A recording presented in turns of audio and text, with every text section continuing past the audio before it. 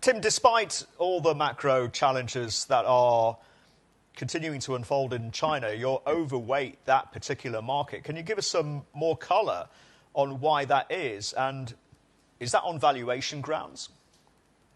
Well, valuation certainly plays a great deal into it, Sri, but I think we've got a set of circumstances that suggest, at least to us, that the risk reward for China equities is favorable against the other opportunities that we see elsewhere in the region. And I think that the so-called circuit breaker event, which has been well known, which was Liu He's speech last week on Wednesday, where he specifically addressed 5 key concerns for the market, which include things like property, credit growth, the ability for ADRs to be inspected in terms of their audited accounts, a variety of other particularities.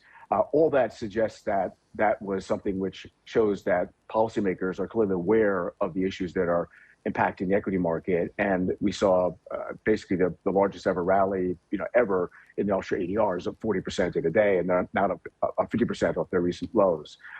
Against that backdrop, though, we still see well over 20% upside to potential to our China index, which is based, we think, on still pretty conservative assumptions of about 12 times earnings and 8.5% risk premium, right, and earnings forecasts, which are well below consensus. So we just feel that the risk reward here is still significant as long as we get the expected and, frankly, necessary policy easing that we're looking for. Got it. Hong Kong and Taiwan, on the one hand, fighting a tough battle against COVID, on the other, facing geopolitical risk. How do you approach those markets, Tim?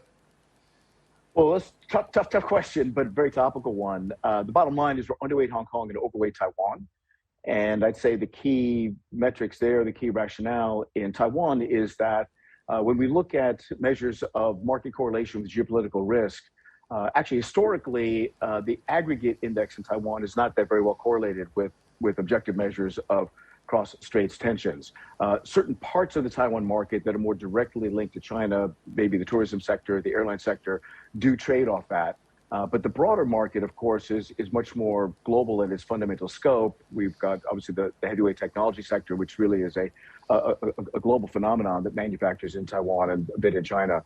But that, we think, is really going to be running off its own intrinsic fundamentals, which we're positive on, unless things get much more significant and attention really intensifies in terms of cross-straits issues. So certainly for the time being, we think that the fundamentals will dominate the outlook, and we've been overweight Taiwan. That's actually been a pretty good place to be, notwithstanding all the concerns that you mentioned.